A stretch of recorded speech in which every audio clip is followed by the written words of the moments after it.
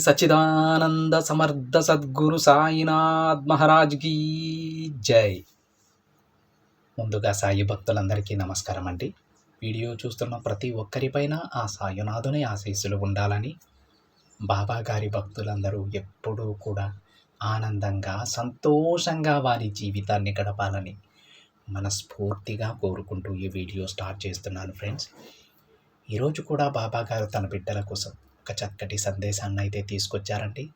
ఈ సందేశంలో బాబా గారు ఏం చెప్తూ ఉన్నారంటే, బిడ్డ, నీ సాయి చెప్పేది పూర్తిగా విను. ఆఖరిలో నీ కోరిక తీరే మంచి ఉపాయం చెబుతానమ్మా. నీ బాబాపై నమ్మకం ఉంచి వెంటనే విను బిడ్డ. చూడు తల్లి, నీ కంట పడిన వెంటనే నీ బాబా చెప్పేది విను. నువ్వు ఎలా బ్రతకాలో తెలియక కంగారు పడుతున్నావు కదా.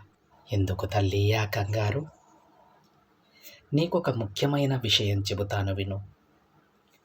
గూటి నుంచి ఆహారం కోసం బయటకు వెళ్ళే పక్షులు భయపడుతూ బయట ఏం జరుగుతుందో, తిరిగి వస్తామో లేదో అని భయపడుతూ కూర్చుంటే వాటికి ఆహారం ఎలా దొరుకుతుంది చెప్పు? అవి అలా భయపడకుండా నమ్మకంతో మాకు ఆహారం దొరుకుతుంది అనే కదా బయలుదేరుతాయి. కాబట్టి నువ్వు కూడా వాటిలాగా నమ్మకంతో ముందుకు వెళ్ళడం నేర్చుకోవాలి. ఎలా బ్రతకగలమా అని ఆలోచిస్తూ కూర్చోకు. నాకు అన్నీ మంచిగా జరుగుతాయి, అలా జరిగేలా నా బాబా చేస్తారు అని ప్రశాంతంగా ఉండు. ఇలా నువ్వు ప్రశాంతంగా ఉండటం వల్ల నీకు మంచిగాను నిద్ర పడుతుంది. ఇంకా నీ పనిపై నువ్వు దృష్టి పెట్టగలవు. నీ జీవితంలో జరిగే ప్రతిదీ పాఠాలుగా నేర్చుకోవాలి తల్లి. నీకు పెద్ద సమస్య వస్తేనే కదా నీలో బలం బలహీనత తెలిసేది. ఆ సమయంలో గెలిస్తే ఆనందపడు.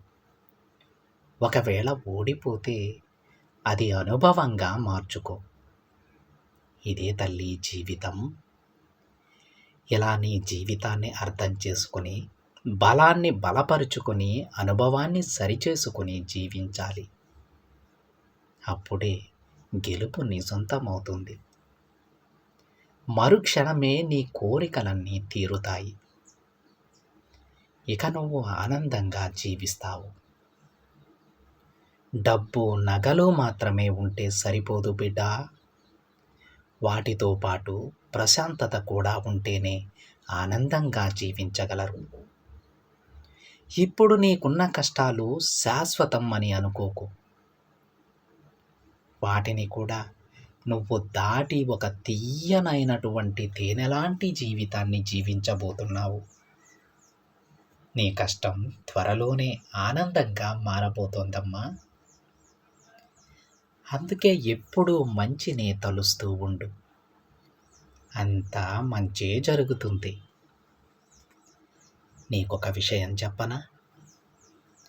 భూమిలో ఒక విత్తనం వేస్తేనే కదా అది పెరిగి పెద్దయి, పూలు పూచి కాయలు కాసి పండ్లుగా మారేది. అలానే నువ్వు కూడా నీ చేతనైనంత సాయం చేస్తూ ఉండు. దాని ప్రతిఫలం నీకు తప్పకుండా దక్కుతుంది. ఏదైనా ఒక పని చెయ్యగానే అందులో విజయం రాదు కదా బిడ్డ. ప్రయత్నం, పట్టుదల, ఓర్పు ఇవన్నీ ఉంటేనే గెలుపు సాధ్యమవుతుంది. కాబట్టి నీ ప్రయత్నాన్ని అస్సలు ఆపకు. నీకైనది తప్పకుండా నీ చెంత చేరుతుందమ్మా. ఒకవేళ ఓటమి ఎదురైతే నువ్వు ఎక్కడ తప్పు చేస్తున్నావో తెలుసుకో. తరువాత దానిని సరిచేసుకొని మంచిగా జీవించు. నీ బాబా ఏం చేస్తున్నారో కొద్దిగా గమనించు తల్లి. తరువాత తప్పకుండా గెలుపు దానంతట అదే నీ చెంత చేరుతుంది. ఇక నీ జీవితంలో ఓటమి అనే మాటకు చోటే ఉండదు తల్లి. ధైర్యంగా ఉండు. జరిగేవన్నీ నీ మంచికే అని అనుకో. నీకు ఏది కావాలో అదే నీకు అందిస్తాను.